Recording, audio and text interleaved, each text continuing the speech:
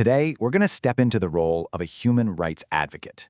We're going to examine a really tragic attack on a school in Iran.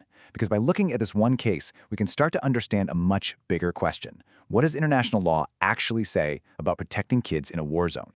You know, for the students at the Shajareh Tayyebeh Girls School in Minab, Iran, February 28, 2026, started out just normal.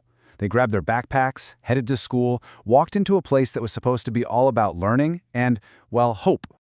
I mean, you can just imagine it, right? The hallways filled with all those ordinary, wonderful sounds of kids. You know, laughter, gossip, all of them, with their entire futures just waiting for them. But in just a few seconds, all of that was gone, just silenced. And those dreams, they were buried under a mountain of rubble. So, to really get a handle on how something like this could even happen, we need to look closer at what unfolded that morning. We have to try and grasp the massive human cost of this tragedy.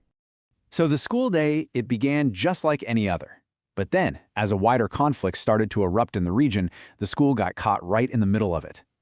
The missile hit at 10:45 in the morning, while classes were happening. It was so sudden, there was no warning, no time for anyone to get out. The scale of the loss is it's catastrophic. Over 160 people were killed in an instant, and that's not just a statistic. That represents entire classrooms of children who are never going home again. And this image, well, this really grounds us in the reality of what happened. These aren't just numbers. These school bags, these notebooks, they belong to individual children. Each one had a name, a family, a future that was just stolen from them. The strike just sent this devastating wave of grief through the whole community. In the days after, thousands of people gathered for mass funerals. Some families had to face the unimaginable, burying more than one of their daughters at the same time. An event this horrifying forces us to ask a really critical question.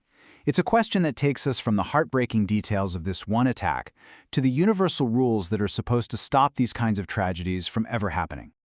Okay, so to analyze what happened here, we have to look at the rules that are meant to apply even in the ugliest of conflicts. This set of rules is called international humanitarian law. Now, at the very heart of all these rules is one fundamental idea, the principle of distinction.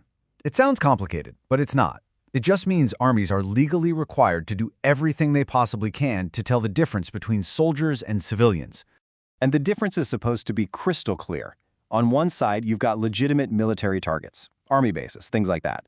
On the other, you have protected civilian places. And the law is really specific here. Schools, hospitals, and homes are in that protected category, period.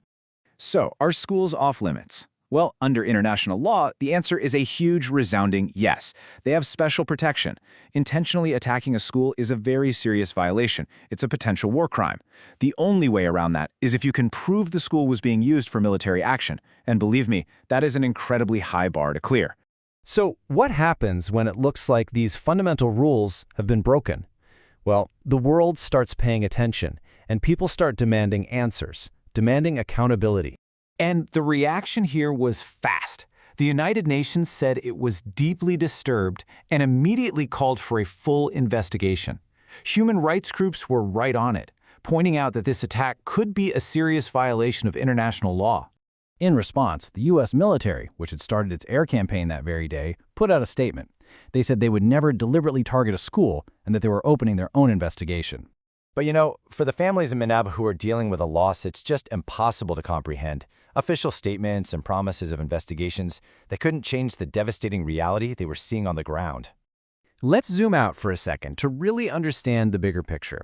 Because protecting a school during a war, it's about so much more than just protecting a building.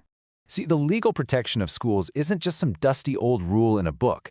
It's about protecting the entire future of a society. Schools are meant to be safe havens, places of learning and hope, especially when the world outside is falling apart. Because when a school gets attacked, it's not just bricks and mortar that are destroyed. It's the promise of an education. It's the potential of an entire generation. It's the dream of a better future. All of it just turned dust. And that leaves us with one last, really difficult question. It's a question that goes way beyond Minabeb, and it challenges every single one of us to demand better protection for kids caught in conflict. Because if children aren't safe in their own classrooms, then where in the world are they safe? Thank you for watching. If you want to see more explainers that break down the big issues shaping our world, make sure you follow our channel.